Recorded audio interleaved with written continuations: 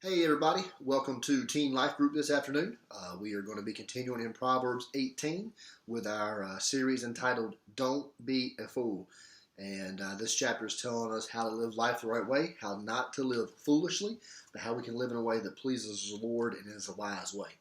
So today we're going to learn about a person we should not be around, or the type of behavior we should not be involved in. It's going to be in verse number 8, and we're going to take a look at that today. The title of our lesson is Lay Off the Sweets. All right, and so if you've ever tried to diet or do any kind of exercise, and you may have thought that about yourself, I just need to lay off all the sweet goodness. All right, we're going to talk about that today. So let's look at Proverbs chapter 18, verse number 8. We'll just dive right in here today. Just going to make 3 points, and I'm going to make some applications as we go today. Super simple, and I hope it's something that you'll enjoy and something you can benefit from today. So let's look at verse number 8 today. The words of a whisperer are like dainty morsels, and they go down into the innermost parts of the body. And so let's go ahead and get started here. Point number 1 is, I'm not going to tell you yet, all right? I want to make some definitions and just talk about a few things, kind of just throw it out there, and then we'll work our way down to what point number 1 is, okay? So you'll see as we move through this. So let's talk about this word whisperer, okay? The words of a whisperer. A whisperer is someone who is a murmurer, someone who is a grumbler, someone who is a complainer, someone who is a backbiter. Okay, so let's make sure we're on the same page about this. This is talking about listening to someone whose words are like dainty morsels, which we'll talk about that in a second. But so this is the type of talk that you like to hear. And nobody likes to hear a complainer or a grumbler. That's not what this is. Okay, this is not someone who is complaining or grumbling or murmuring about their own circumstances. Okay, this is someone who is murmuring and complaining and grumbling about somebody. Okay, this is someone who is a gossip. Okay, someone who slanders people. And you really need to just stop right now, all of us, and don't let a message, a proverb like this kind of come up on the screen, and you kind of think, oh man, I don't gossip, and I don't really listen to gossip. You really need to let this verse speak to us, because it's telling us something that is true about the human heart. Okay, and we don't just need to readily dismiss it. Okay, when people are gossiping and talking bad about other people, you and your heart likes that, is what this proverb says. And so we've got to be very careful in guarding our hearts. And we're going to kind of look at this today as we go through this. So gossiping is talking bad about somebody behind the back, talking about someone in a negative way. You're not lifting them up. And really what gossip comes down to, and we're going to see this as we move through it, is that it's really a kind of a prideful thing. All right, you're trying to make that person look bad, and you're lifting yourself up, and it's a nasty thing all around. And it's a thing that people can easily get caught up in.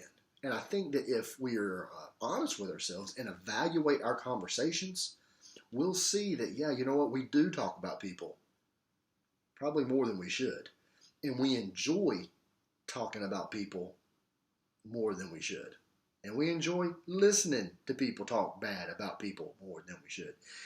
And so this is a big deal. I see it a lot, and I see it even in our youth group. Okay, and so I mean, just to be flat out honest, I see it and I hear it, and I just want us to be really careful that we are being above board, and we're just being careful with our words. This verse says the words of a whisperer are like dainty morsels. It's like, well, it's something that you really love and you really like. Okay, and I want to kind of, before we move on with this word whisperer, this gossiper, this complainer about people, grumbler, is that this is something that is kind of done. It's done kind of softly, kind of under your breath, right? It's done quietly. I mean, even the word murmur, okay? that word sounds like what it is. What is that, an onomatopoeia, right? Murmuring, right?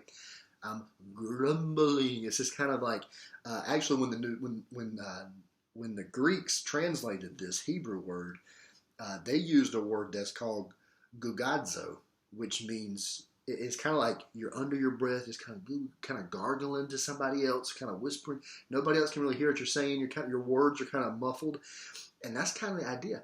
This type of speaking is done between people, and nobody kind of hears people saying it. You kind of do it under your breath, and it's really any form of communication. Okay, hey, when you're sitting in youth group across the room from somebody, and somebody does something that you may think is dumb, and you communicate with people with ways other than your words, like your eyes, your body language. Hey, listen, if looks could kill, all right, this falls into this too, right? It may not be a word that you're speaking. It may be an eye roll that you're given, all right? And we all roll our eyes, all right? It may be, maybe a little snicker, or a psh, or a little subtleties that you communicate to people, and you're doing it quietly and softly so that everybody else doesn't know, but you and your friend know. What is that? You know what you're doing? You are gossiping, all right? And we've got to be extremely careful with this. We do not want to speak, or can I say communicate, about other people in a negative way. We got to be very careful with the way we speak. It's one thing to call sin, and to do that publicly to somebody. But you guys know what I'm talking about. When you are talking bad about somebody to make yourself look better, or just to make that person look bad. I mean, that's what we're talking about. And the human heart, again, loves this type of communication, loves to talk about this. Okay, so point number one then is this, is that you need to watch out for whisperers, all right? And so, I was kind of studying this proverb out, guys, and I was like, the emphasis on this is not listening to this type of speech. But as I started to really study what this word whisperer meant, I thought, man, I don't need to be that way, all right? And so sometimes, you may see something like this, you think, well, that's me. I'm the one that talks bad about people. I'm the one that likes to kind of make them look a little bit bad so that I look kind of good. And the problem is that when we do this just naturally, like we're not even consciously trying to do it, it just comes out sometimes. And it's almost like, whoa, I need to stop myself. Sometimes we do it on purpose though, right? And we gotta be super careful. So you don't need to be this type of person. Don't be a whisperer, but you gotta look out for people like this, right? If you are close friends with someone who likes to whisper and gossip about people, you need to take some steps. Maybe you need to go talk to that person. Maybe you need to distance yourself from that person, all right? And watch out for whisperers, okay? Don't be a gossiper, and don't hang around people that are gossipers. And that brings us to the second thing, all right, is number two, is that listening is gossiping, okay? Now, this is super important for some of you, because some of you are going to hear a message like this, and you're going to think about other people that gossip, and you're going to think, oh, I'm glad I don't gossip. But you will sure enough sit there and listen to everything that they say. And this proverb, that's actually what it's talking about. Okay, it's talking about listening to gossip. So if you're listening to a person gossip, you are gossiping. Okay, I don't want to get too far ahead of myself here. All right, but let's talk about this word dainty morsels. Okay. Obviously, well, I say obviously, but that kind of sounds like something kind of good that you like, right? And it is literally like a tidbit of something, a tiny, tasty treat, okay? Kind of like, what is it? Turkish Delight on the Chronicles of Narnia, right? You guys remember Edmund eating the Turkish Delight, those little small squares of ooey gooey goodness, right? Hey, that's kind of what this word is. It is like a little bit of something that's just so good, and you just want to keep eating, and you just keep sampling. And it's just so small, so you don't feel bad eating it, and you eat a lot of it. That's what this word gossip is about. That's the way it is. It's like, ooh, tell me about this person. Yes.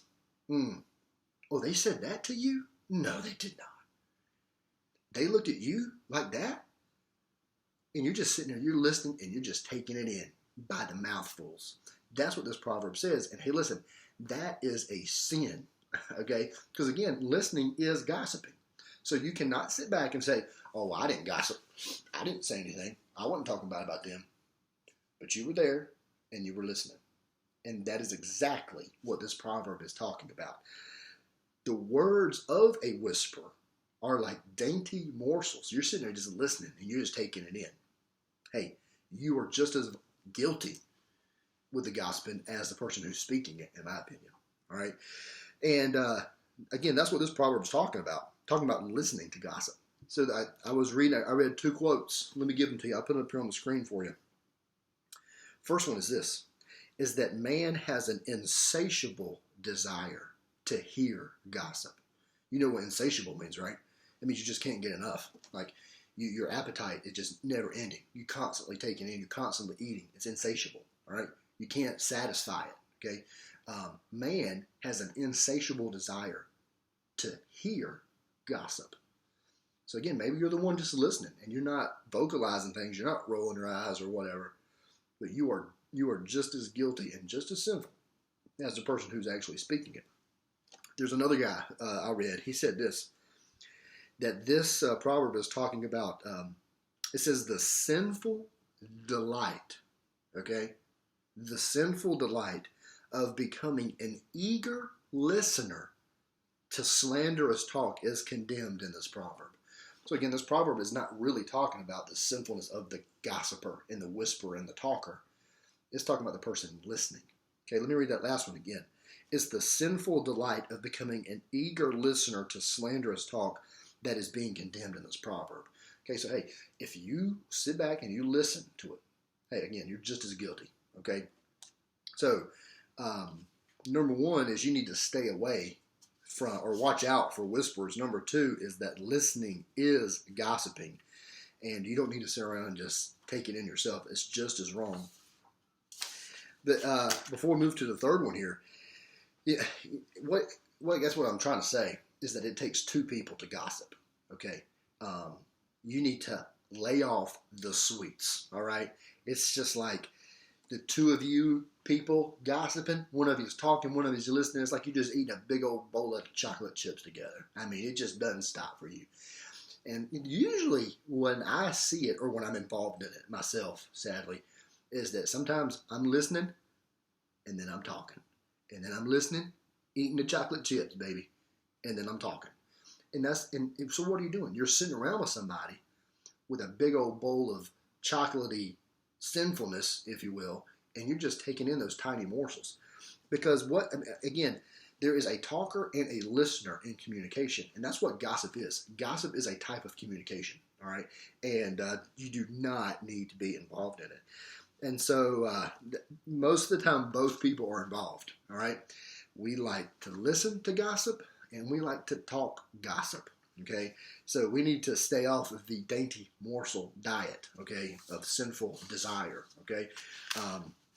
And this brings us to the last one, number 3, all right? We're moving right along here today. Number 3 is this, the secret garden. And you'll see what I mean when I say this, because this proverb, it kind of brings you to the, it brings you to an end, but then it's almost like it doesn't give all the answers, okay? And you'll see what I mean in just a minute. So look back at our verse. The words of a whisperer are like dainty morsels, and they go down into the innermost parts of the body. So you think about eating something tasty, it goes into your belly, right? Let's look at the word innermost parts, okay? This is a word that is usually reserved to talk about an inner chamber, okay? Or like a private place that you could go, kind of like your bedroom, okay? Hey, think about the White House, okay? I watched a YouTube video on the White House and like the layout of it. It was a pretty cool little video. Excuse me. And they had it all laid out. There's like, I think 4 floors and a sub basement, and they're talking about, and just everything involved. And normally when you see, the picture of the White House, you see like the front of it or the back, depending on if it's the north or the south view. But the east wing and the west wing are attached to the White House that you normally don't see in those types of pictures. But there are so many things that go on inside the White House. Okay, I mean, it is like a little city. All right, there are numerous like kitchens and dining areas and just decorated like just social rooms. There are places for social gatherings and interviews. There are places for just people's offices, like the press room, where they'll get up and address the press and the public in a press conference. The Secret Service has offices there. There are all kind of administrative offices. You get into the east, or particularly the west wing, you've got all kind of administrative offices. The Vice President's office, the Secretary of State office, the Cabinet. I mean, the Situation Room, the Oval Office. I mean, that place is filled with all kind of different rooms and all kind of different places that you can go. There's tours going on. I mean, there are a ton of things going on at the White House. But obviously, you guys know this. The White House is the residence of the President of the United States. That's his house for his term. He lives there. And all those things are going on. But there is one place that the president can go for complete privacy. His inner chamber. What is it? It's his bedroom, right? His bedroom is in the same building under the same roof as like the press secretary's office. Okay. And so there's all, even though there's all this different stuff going on in all these different areas of life that are so public for the president, that's a place he can go for privacy. It's his bedroom. Hey, not only the White House, what about my house, right? If people come to my house, I mean, we might hang out in the kitchen and talk. We might hang out in the living room, which is where I'm at right now, and talk, or maybe outside in the backyard. But I generally don't hang out with people in my bedroom. Why? Because it's my bedroom, yo. I mean, when people come to your house, they don't hang out in your bedroom, all right? Maybe when you're teenagers, it's a little different. You know what I'm saying? When I was a teenager, yeah, me and my friends, we used to hang out in my bedroom, all right? That was my place. But it's just like the whole idea about this innermost part. Look back at verse. They go down into the innermost parts. That is like a private inner type of chamber. And it's real, to understand it right, though, you got to get the next word. The next word is body, which is really kind of it's not the best word to translate this word. And a lot of translations use the word body, but it's really the idea of, it means interior. Okay, it is base level, the interior of something. And when it's used figuratively in the sense, not the literal interior of my belly, but when it's talking about the figurative part in this poetic sense here in Proverbs, it really expresses the deepest recesses of a person's soul. Okay, so it is used to much. You guys have heard us explain the word heart before in Hebrew. The heart is like the seat of your emotions, your will. I mean, it's like who you are. This word for body here is used much the same way that the word heart is used. It's also used the same way soul is used in Hebrew. The word soul, nephesh, is the totality of your person, of who you are. And so this word is like, the image is that you've got this inner chamber, bedroom we talked about, and then we've got this inner part of our body, like our heart, our just the deepest corners of your personal psyche. All right, so it's almost like a box that your heart is in. All right, it's like it was going on in the Hebrew person's mind, and so this is like the deepest parts of who you are as a person. Okay, and you may say, Pastor Chad, you kind of going off a little bit of a tangent here with all this. Well, look at the verse. What does it say? These dainty morsels, they go down into the innermost parts of the body. So when you listen to gossip, what do those words do that you just are taking in and that you love so much? What happens to them? they come into your soul and they take root. They go down deep into your person. And that's really a scary thing, all right? Let me kind of close here, kind of bring this up. Let's put this next point on here. We've looked at these two words, but the last thing I want to leave you with is cause and effect. And this is what I meant when I said earlier that the proverb just kind of ends. It just kind of states some facts. And it doesn't really give us too awful much of what the effect is. The words of a whisperer are like dainty morsels. Okay, and then it tells us what happens. They go down into the deepest recesses of your soul. Okay, so the cause, you eat the candy, all right, the chocolate chips, you're just eating away at that gossip, and you love to listen to it. You love to partake in it. And the effect of that is that those things, those words, they go down into the deep parts of who you are. Okay. And now, why is this important? Okay. What happens to those little tasty morsels of gossipy goodness? Right? Let's put this up here. They go down deep into your soul and grow. Thus the point, the secret garden. Some of you guys are involved in slanderous gossip against people. And you look at people and you think bad things about them. You say bad things about them. You make them feel stupid and dumb sometimes. You make them appear to be stupid and dumb at times. And what are those words doing that you're eating? They're going into your soul and they're growing into a secret garden of sin. Okay, so can you see how this is kind of serious, right?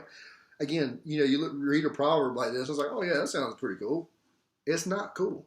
It's very dangerous. The words of a whisperer are like tasty, dainty morsels that go down deep into the innermost parts of the body, the innermost parts of your soul. Okay, so what kind of things grow there? All right. A lot of different things. These are some that I thought of. What about anger and bitterness? You talk about somebody. You're gossiping about somebody. You're listening to those words. And what happens? You like to be involved in that conversation. Those words get into your soul and they grow into anger and bitterness. Why in the world would that person do that? Why would they act that way toward me? Do you know what they said to me? Can you believe that they said that? And you start this back and forth dialogue. And what happens? You start to become angry at that other person. You start to become bitter about the way that you were treated. What are you doing? You are talking yourself into being angry and being bitter. That is dangerous. Okay. What are some other things? I've got discontentment. What about worry and frustration? You get why aren't things different? Things should be different around here. Things should be going a different way. These people, they should not have acted that way. It's not fair that they said that. And what do you start to do? You start to talk yourself into becoming discontent with your situation and your circumstances. You start to talk yourself into becoming worried and anxious and frustrated with other people. And so what are you doing? You're breeding sin in your own soul. Why? Because of this. Because of that. Those things are dangerous. And again, you got a secret garden going on in your heart. And it needs to be uprooted. All right? You need to stop gossiping. What else? And really this last set here, I think this is the heart of the matter. All right, just to be honest with you. What else grows because of gossip? Pride and envy. Hey guys, this is what I see and what I hear the most from people. And again, not just on the youth group, not just on you guys, but as I, just out and about. All right, and even when I evaluate myself, if I'm involved in gossip, this is the type of sin that is festering in my life. So you got to be super careful. Look at this. What about, it's like you start comparing yourself to people. You're like, man, look at that person. Do you know what they did? Look how stupid that is. Look how dumb they are. That person is such a dork. That person, look how ugly that person is.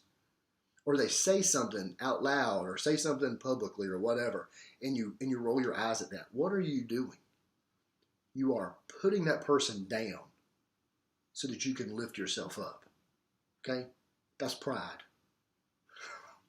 We cannot be involved in that type of talk because that type of talk breeds sin. Hey, you want to tear other people down so that you are not at the bottom of the totem pole, right? You want other people to be a dork, not you. You want other people to be stupid, not you. You want other people to be ugly, but not you. You want other people to be uncool, but not you. And the more that you talk about people, and you get your little chocolate chip bowl out, and there you go. What are you doing? You're festering the sin in your life, and it is dangerous. Okay, I want to give you two more quotes here. This is a guy by the name of Bruce Waltke. He is a very smart man, and he's written a lot of different things. But he says this, talking about slander, and let me just read it. All right, slander so thoroughly penetrates a person's thoughts and emotions that it remains indelibly imprinted and effective. Don't get lost in what he said. Okay, indelibly. Okay, that word means something that is permanent. It cannot be erased. Okay, so let me come back and read it again. Slander so thoroughly penetrates a person's thoughts and emotions that it remains indelibly, it remains permanently imprinted on your soul and effective in what? Growing these types of sins. It is super dangerous when you gossip. You are walking a tightrope when you listen to gossip. He also says, and this is very fitting because of the pandemic, the way he words this, but this was written several years ago. He says, it is so contagious that the wise quarantine it by not repeating it. So you don't let it out. You may hear it, but you're not going to repeat it. And so instead of just listening to it, though, you can't say, okay, I'm just going to listen to it and not repeat it. That's opposite of what this proverb is saying. Remember, this proverb is saying if you listen to it, you're just as guilty. So it is so contagious that the wise quarantine it by not repeating it and by avoiding the company of a whisperer. And so a wise person doesn't listen to gossip and slander. A wise person doesn't hang around whisperers. And this is something that you guys have got to be careful with. You need to lay off the sweets. You need to stop talking bad about other people. And you need to stop listening to bad talk about other people. Don't be a fool.